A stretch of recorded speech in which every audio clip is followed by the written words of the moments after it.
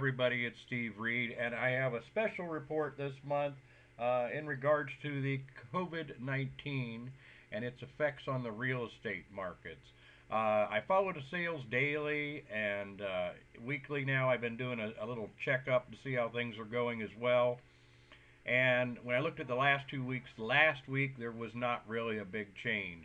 I was a little surprised because I did see that change in other markets. However, it was just a week late hitting us, and we're starting to see it now.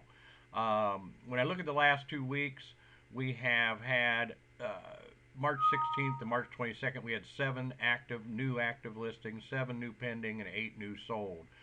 During that week, there was only one that was temporarily taken off the market, no expired, no canceled, no withdrawn. So pretty typical week again. Nothing looked too shaky there. Now we move into the most recent week, the 23rd through the 29th, and there's 12 new active listings, which means there's actually more new listings. That doesn't totally surprise me because people have to sell sometimes, and also some people may be thinking, my God, let's get it on the market now before it gets any worse. Don't know the exact circumstances, but not totally surprising. Three new pending listings, though. That's a big drop. We normally see 7 to 10 to 12, whatever in that area per week. Now we're down last week to only three new pending. Those are the people that are actually out last week and put an offer in on a house. Nine new sold listings, no surprise there because that is activity that's closing up from 30 to 45 days ago when it went into contract.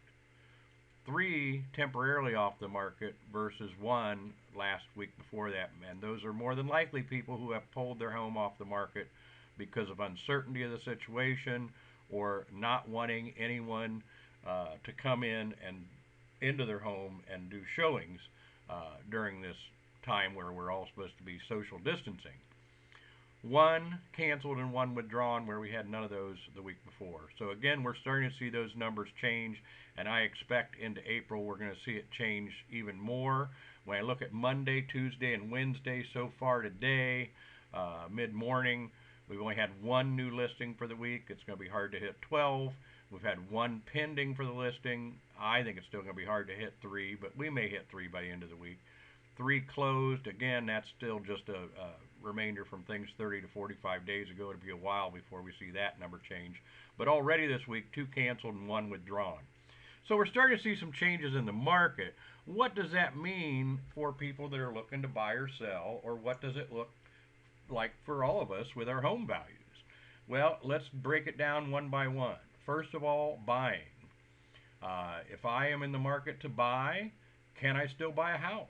Yes, you can. There's nothing stopping you. Everything is in place at this point in all of Southwest Florida that I'm aware of. We have been deemed an essential service at this point. So even if things tighten down a little bit more, home sales can still happen. All the pieces are in place to be able to make that happen. Open houses. Can I go out and look at open houses? Well, first of all, as you know, we're advised not to go out unless it's absolutely necessary. Second of all Florida MLS, all Southwest Florida MLSs have canceled the ability for us to put an open house on the MLS listing service. So what that does is when we put them on there, it goes out to a lot of other branch services that advertised open houses. That no longer is available. Can you still do an open house? Yes. They have not told us that you can't, although obviously they're limiting our abilities and advising against it, and they are saying we do need to make sure we're following CDC guidelines. So anybody who is going to an open house, I would suggest you use extreme caution for both you and the seller's safety. Virtual tours, more coming. I think at least through this and maybe moving on into the future, it's going to become a bigger thing altogether. Virtual tours are going to become extremely important. I mean, somebody could technically buy a house without ever going to see it. I've actually had that happen in the past, but now there's tools that make it even easier. Matterport makes a great virtual tour. Let's see if I can find it. Yeah, let's go back and do it this way. Oh, here it is, right here in front of my face. Makes a great virtual tour. Here's what it looks like. You actually walk through the house. See this little circle here? You can place that on the floor and say, well, what's down this hallway? I want to see what's down here. And there you go, you're in the hallway. Okay, there's where we came from, the living room. Let's go back this way, down the hallway, and say, okay, this appears to be, I'm walking into a master suite, I would say. Yep, here's the bath. And you can go through and take all the time you want and examine up close, look at everything from the ceilings to the floors, everywhere you go. Let's go back into the actual master bedroom and see what we see. All right, let's get a little closer in. There we go. They got a nice view out the back on the water. They have an entrance out to the pool area from there. Let's go back out towards the hallway. Get one more step out so we can see where we're going better. All right, let's go over this way. We want to go out onto the lanai. You can go out on the lanai. I think you get the idea. I'm not going to walk you through the whole thing, but you honestly can go anywhere in the house just like you were visiting it and touring it and see everything from top to bottom, sides, anywhere you want to go all throughout the house, which basically eliminates you having to visit a house for the most part. Back that up with a home inspection, and you're going to see areas that you don't see on the virtual tour. And we recommend everyone to have a home inspection. A basic home inspection is going to include everything from your roof to your plumbing to your appliances to your electrical. So he's going to be up in the attic and doing inspections up there and sending you pictures, especially of anything where there's a problem. If you're having a wind mitt inspection done, which is something an insurance company might require from you, then you're definitely going to have pictures of up in that attic. You can request them to anything you want, basically, done on a home inspection. And then you've got your virtual tour and your home inspection. Could you buy a house unseen at that point? That's a question only you can ask. People do it all the time, and I think moving forward, you're going to see more and more people doing it. And when you think about the virtual tour and the home inspection, I've even gone in as a buyer's rep and done a video myself of the home, so you're not getting it from a seller's eye or what they want to be seen, but from the buyer's eye. And that is a service that I and some other realtors could provide for you as well. What about visiting the house? Well, bottom line, some buyers and sellers are leery. It's going to be a case-by-case situation. As we all know, we're supposed to social distance. Once you enter the house, there could be things left there, or you could leave things there that remain on surfaces for a while. So it's just going to be a case-by-case scenario. I would say by the end of April, we're going to have a better idea of exactly how much this is going to change our buying and selling situation. It definitely is going to change. It definitely is going to be lower. But again, at this point, there's nothing prohibiting activity, and there's still some activity going on. Can you get a loan? Yes, at this point, you can definitely get a loan. And right now, I believe, last I talked yesterday to one of the loan people, the interest rates are great right now. Will it change? More than likely. How's it going to change? When it's going to change? How much? Just like everything else with this thing, it's all up in the air. We don't know. I want to sell a home. All right, great. You can still sell a home. There's nothing stopping us from listing your home. I do think you should have the virtual tour done again that we just looked at under the buyers section. That will require a photographer coming out. And I've spoken to my guy that does Matterports, and he's taking extra sanitary precautions when he does them, but he is still doing them. I require it of any of my listings right now. I think you're crazy to be on the market if you don't have one of these Matterport videos done, in my opinion. I'll be glad to help get that all arranged for you.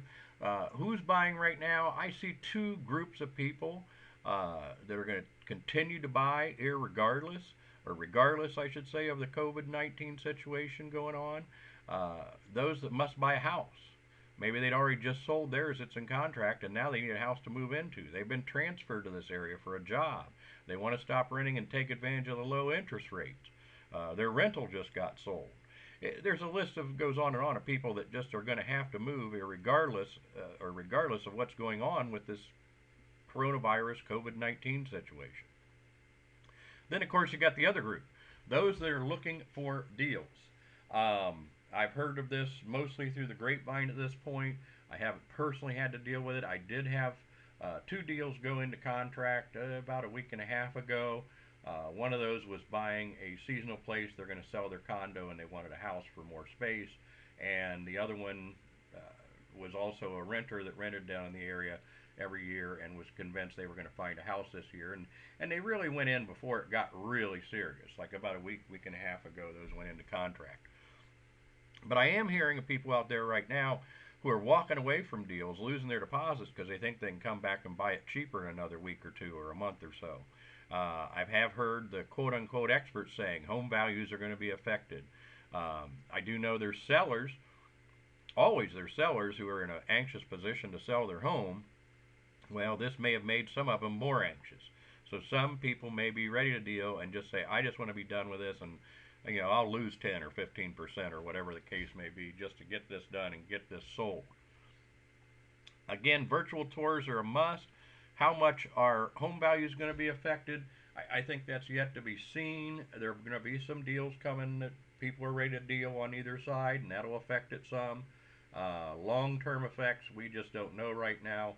And like everything else with this COVID-19, the whole economy, everything is going to be based on how long this draws out before we can start getting back to some semblance of normalcy where we're in our lives and working and selling houses and so forth. So, should you allow showings if you're going to sell a house? Again, I think that's a personal choice. Um, it probably would help somewhat to allow showings, but I think again buyers are limited, and buyers would probably be happy with that virtual tour and a home inspection. Why would you actually need to go to the house? I don't know. I think it can be done without it.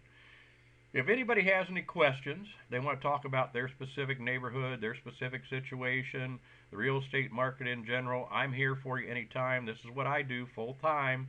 Not showing as many houses right now, so I have some spare time. Feel free to contact me, 239-300-8029, or my email, steve at havemysunshine.com. I think just like all of this, we're going to get through this, and it's all going to be fine in the end because it isn't the end right now. So everybody hang in there, stay safe, keep your chins up, and let's look at ways we can work around this situation we're in and make the best of it. If I can help you in any way, please feel free to reach out to me. Have a great day. Hope this helps.